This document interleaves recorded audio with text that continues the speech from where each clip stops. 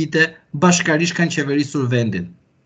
Avokat, pak ditë më parë kishte një lajm në Amerika që Departamenti i Shtetit i hoqi non gratën një politikane hungareze, mos gaboj ka qenë shefi i kabinetit të Viktor Orban, kryeministit. Unë gjallën shpresat në Tiranë që duke qenë se rruga u hap në këtë rast mund t'i hiqet edhe zotit Berisha.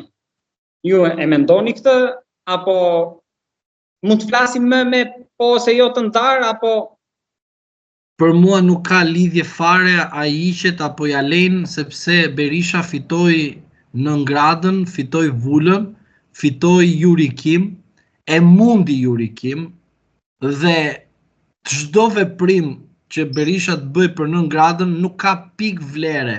Madje ka bërë akoma dhe më tepër që është drejt fushatës vetë pavarësisht luftës të pa drejt, pa besë, të një ambasadore të pa besë, një person i cili nuk respektoi flamurin amerikan që quhet Jurikim, e cila u përdor politikisht nga Erion Velia dhe nga Edi Rama, e cila shkoi dhe përpara një selie tha hajnë bar shqiptarët, pavarësisht se janë demokrat apo jo, po hajnë bar. Unë kam frikën se bari momentalisht e hanë Erion Velia në burg, që Jurikim i bënte lavazh tek dyert e spakut. Unë kështu e mendoj. Pra, në ngrada në të ardhmen, ose non grada në të ardhmen, besoj që do t'jetë klasa politike, ose më mirë, aktorët politik të Partisë Socialiste. Nuk ka më vlerë. Pra shikoni non grata që mund vinë nga Amerika dhe për socialistët. Po, socialistët janë non grata sepse janë miq të Sorosit. Është shumë e thjeshtë kjo. Kush është miku i Soros është non grata dhe Partia Socialiste si subjekt juridik dhe kandidatët që kandidojnë në këto lista dhe në këto zgjedhje nuk e kanë derën e ambasadës amerikane ashtu siç e kishin me administratën e Biden ose të Partisë Demokratike Amerikane.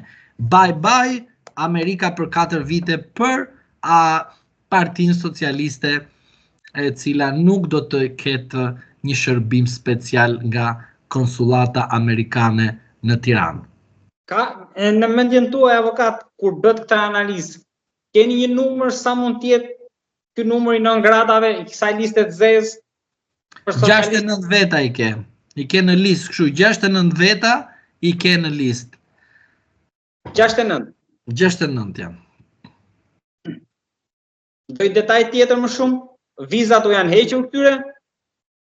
Unë po të them 69, tani aja kanë heq vizën, a marrin vizë vetë, është çështje individuale.